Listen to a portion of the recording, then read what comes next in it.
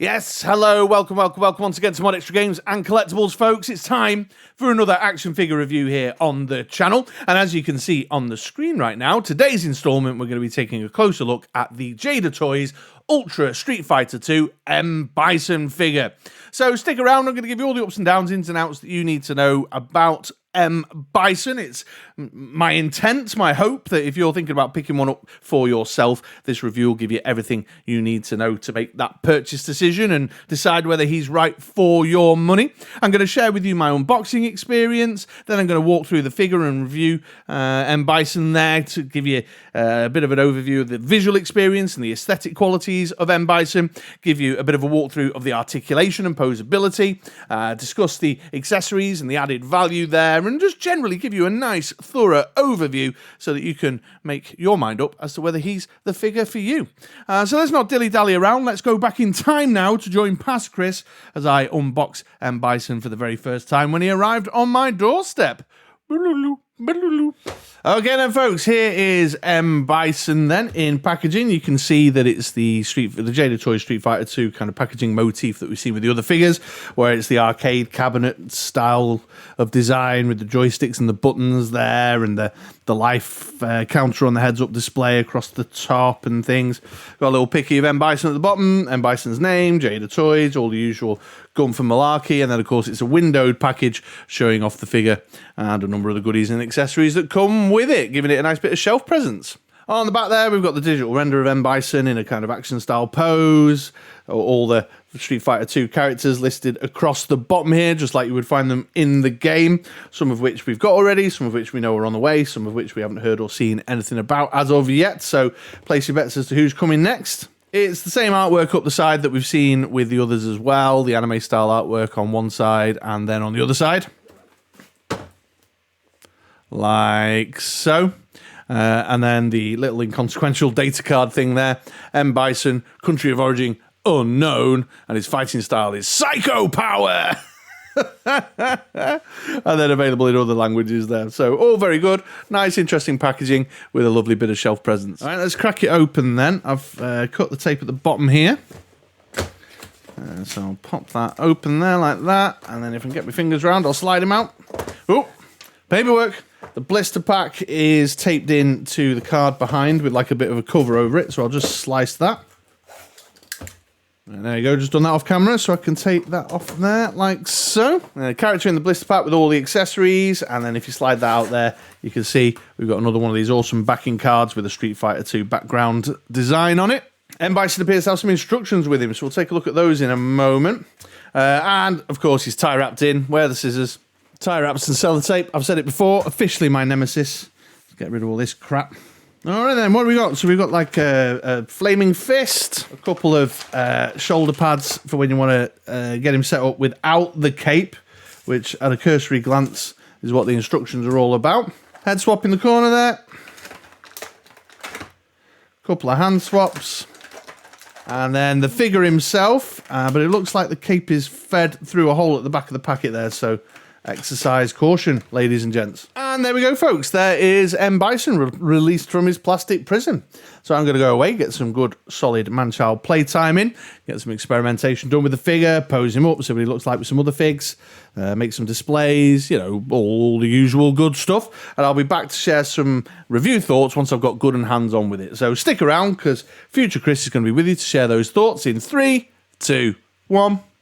And I'm going to start by talking about the aesthetic qualities of the figure, just to give you a quick review of my visual experience with M Bison here. And I've brought him nearer to the camera so that we can get nice and close, inspect the finer details. A lot to like, actually. I've been enjoying Jada Toys Ultra Street Fighter 2 line very much because there's some lovely attention to detail stuff that exists within the figures. I'm going to start with the head sculpt here. You can see that there's nice contours, nice shape to the head sculpt. It's got a little bit of a cartoony look and feel, but that's okay because that's what they're going for. That's the kind of aesthetic style that they want to produce the figures in, to be in line, obviously, with the computer game aesthetic. So that's all good. But despite that, good skin tone, good facial features, lovely paint applications in his glowing eyes, and the hat is also really tremendous as well. Nicely applied paint applications, some lovely texture detail in the hat there. Even the peak here over the eyes has got that sort of more shinier look and feel compared to the more textured look and feel of the hat itself. And if I get right in close, there's some lovely detail, sculpting detail there with the skull and wings, a little, I don't know what you call it, badge at the front of his hat there. The only criticism I would have of that, as we've come in close, is you can probably see there's a little bit of paint application spill of red on that gold symbol there on the front of his hat. But otherwise, in terms of sculpting details, looks really awesome. Look at the contouring around the eyes there. Excellent. Lovely fabric texture detail through his jacket and on top of his trousers here to give it some depth and give it some life to it. But that's nicely contrasted then by the shiny metallic texture of his bracelets and, of course, his shiny booties. I love it when figures have got nice sculpted detail like that, just to give it some depth and a little hint of reality there. But then we've got other touches that bring it to life, like the blue detailing around the collar and along the jacket front there, the painted belt buckle, the belt itself, all adding to the character and personality. If I had one criticism, is that the paint applications are a little sloppy, particularly around the belt and the belt buckle. If I kind of angle him ever so slightly forward, you can see, for example, that it's not been painted across the top, but it is painted across the front, and there's some spills of red onto the belt buckle there. I'll always caveat comments like that, though, in these reviews, that I'm obviously looking at this figure in real fine, close detail, knowing that I'm going to be getting on camera and reviewing it, because you don't really notice it, to be fair. It's a criticism. It is a thing, but you don't really notice it. Got the cape here attached to the shoulder pads. I'll talk about that in a moment, but here's the cape. It's a wired soft goods piece of work. Not always the biggest fan of soft goods, but on a practical level, this works very well. I'll show you some bits around the front in a minute, but the wiring is all the way down the sides and across the bottom, so it's got a good, it's sturdy and responsive. It's a little shiny. The fabric choice is a little shiny. I'd have maybe liked a deeper black, but that's... I suppose that's being a little bit fussy and demanding, but overall it works and it adds to the aesthetic possibilities of how you can pose and display him. The shoulder pads here that have the cape bolted onto them, I'll revisit the shoulder pad space a little bit when I talk about articulation and when we look at the swap outs, but they've got these lovely gold studs there holding the cape in place, and one of the really nice touches within the articulation is that the way they've attached the cape to these shoulder pads, not only are they visually accurate to the way the character is depicted in the game, but it also means that when you're articulating the character, there's a freedom of movement there that allows you to maintain a visual drape, a nice natural drape to the cape. So if you're getting him into some action poses, you can swing it all the way back and still do good work, making use of the wiring there as well, which I think is a really nice touch, where they've added a little bit of design thought so that you can maintain your kind of aesthetic, your visual experience is maintained. One other thing I'll quickly mention, the hands do look a little bit more plasticky than the rest of the figure. It's not egregious. It actually fits in quite well because of the more animated style aesthetic that they're using for the design of the figure. But it's one of those things that kind of, once you sort of notice it a little bit, it doesn't necessarily go away. It stays kind of trying to keep the hands in focus and not the figure there. Hopefully that's working. I'm looking at the figure, not the screen. So apologies, folks, if you're getting a bit seasick there. But and the hands look slightly big when they're in the clenched fist. But again, it's not like a McFarlane hand.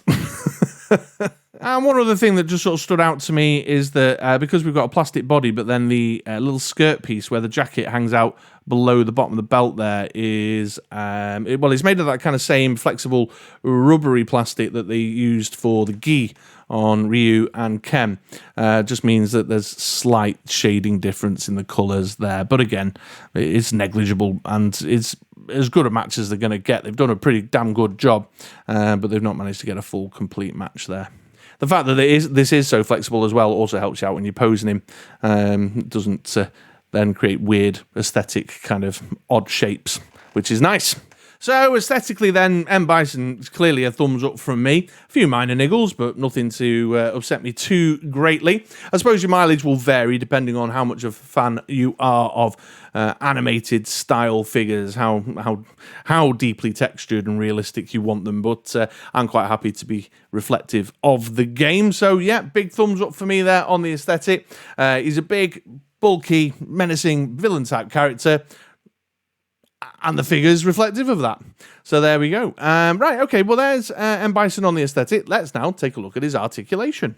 And we're going to get started at the top here. Let's begin with the head. We've got a ball in the base of the head, ball at the bottom of the neck, which gives us really good down, really good up, nothing obstructing it there. Full 360 all the way around, even despite his big prominent chin.